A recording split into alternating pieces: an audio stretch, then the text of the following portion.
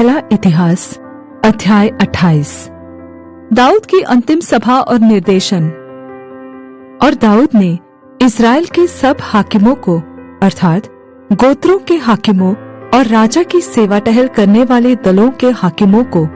और सहस्त्रपतियों और शतपतियों और राजा और उसके पुत्रों के पशु आदि सब धन संपत्ति के अधिकारियों, सरदारों और वीरों और सब शूरवीरों को यरूशलेम में बुलवाया। तब दाऊद राजा खड़ा होकर कहने लगा,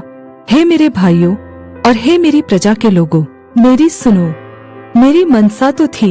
कि यहोवा की वाचा के संदूक के लिए और हम लोगों के परमेश्वर के चरणों की पीढ़ी के लिए विश्राम का एक भवन बनाऊं,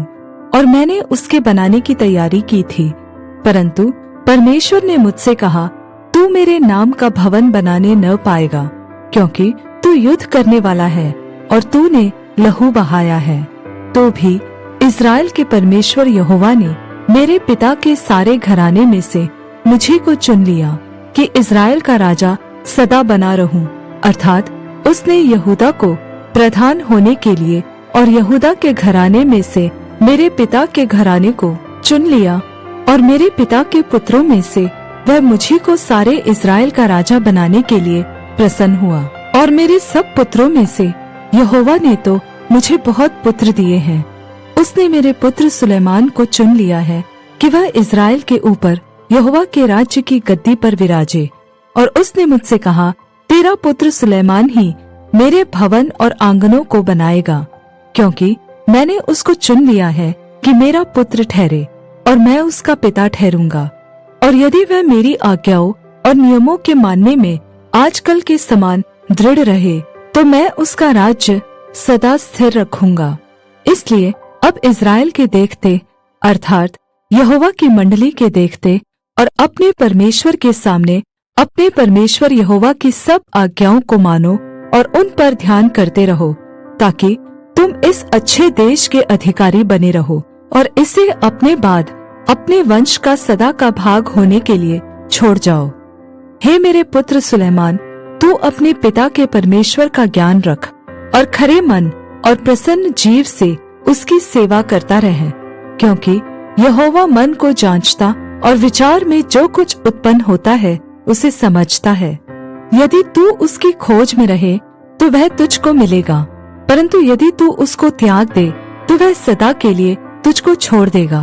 अब चौकस रह, यहोवा ने तुझे एक ऐसा भवन बनाने को चुन लिया है जो पवित्र स्थान ठहरेगा। हियाव बांध कर इस काम में लग जा। तब दाऊद ने अपने पुत्र सुलेमान को मंदिर के ओसारे, कोठरियों, भंडारों, अटारियों,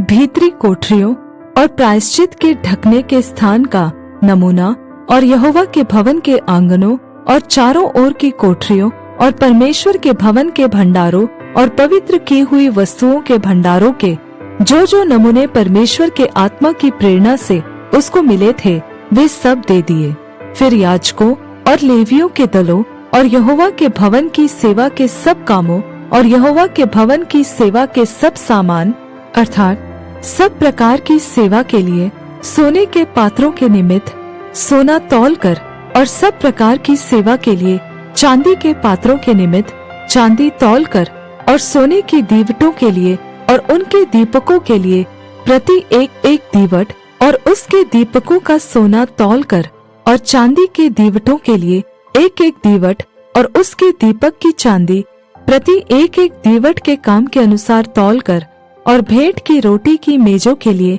एक एक मेज का सोना तौल कर और चांदी की मेजों के लिए चांदी और शुद्ध सोने के कांटों, कटोरों और प्यालों